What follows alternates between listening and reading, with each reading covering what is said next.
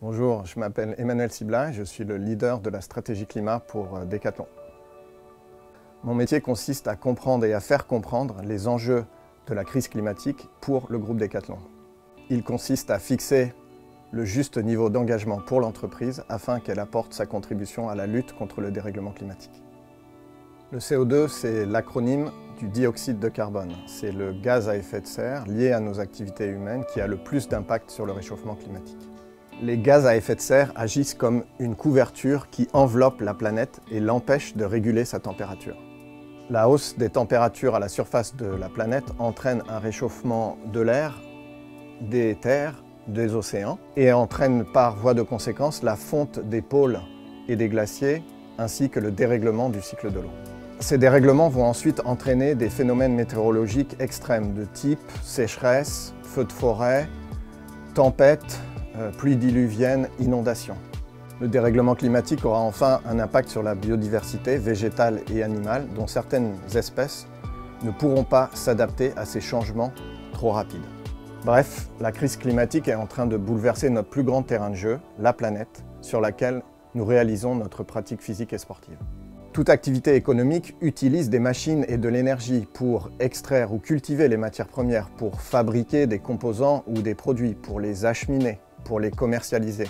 Cette énergie vient en très grande partie des combustibles fossiles, c'est-à-dire le pétrole, le gaz, le charbon, qui émettent des gaz à effet de serre lorsqu'on les brûle. L'activité de Decathlon n'échappe pas à cette règle. 70% de son empreinte est liée à l'extraction des matières premières et à la fabrication de ses produits. Le reste de son empreinte est lié au déplacement de ses coéquipiers et de ses clients, à l'acheminement de ses produits, à la construction et à l'exploitation de ses installations, ainsi qu'à l'utilisation et à la fin de vie de ses produits. L'enjeu pour Decathlon est d'avoir un impact sur l'ensemble de son activité, de la conception des produits jusqu'à leur commercialisation.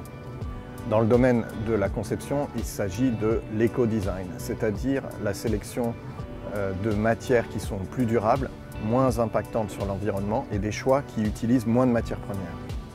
Dans le domaine de la production, il s'agit d'abandonner l'usage du charbon chez les fournisseurs qui fabriquent nos produits et de les amener à une utilisation des énergies renouvelables.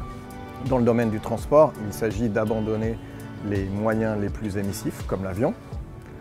En commercialisation, il s'agit de projets d'efficacité énergétique et là encore d'approvisionnement en énergie renouvelable.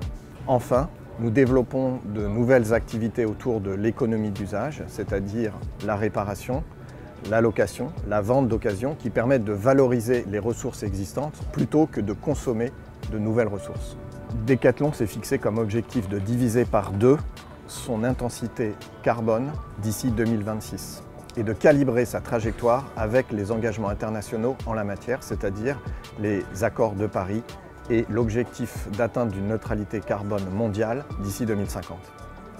Il faut mobiliser et aligner toute notre organisation, nos actionnaires, nos leaders, nos coéquipiers, nos coéquipières, dans tous les pays, les sports, les processus de fabrication et l'ensemble des services. Il faut faire évoluer la notion de performance qui historiquement est très financière et y intégrer la performance environnementale qui elle aussi peut avoir une traduction monétaire car la tonne de carbone a un coût qui ne cesse d'augmenter. Il faut aussi embarquer tous nos fournisseurs et nos partenaires afin qu'ils réduisent leur empreinte carbone et ultimement emmener avec nous également nos clients et utilisateurs afin de mettre en place des modes de consommation ou plutôt des modes d'utilisation plus responsables.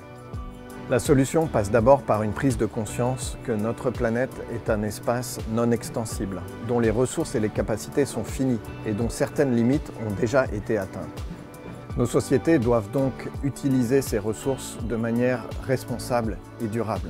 Nous devons donc nous éloigner d'un mode de consommation linéaire où nous extrayons des ressources, nous fabriquons des produits que nous utilisons et que nous jetons, vers un mode de consommation responsable, sobre et circulaire. Decathlon est prêt à relever ce défi et nous nous focalisons actuellement sur le développement de services et de produits utiles, éco-design, durables, réparables et ultimement recyclables, dont l'utilisation et la durée de vie auront été maximisées par des activités de réparation, de location et de vente d'occasion. C'est un changement collectif des mentalités dont nous avons besoin pour construire le monde de demain.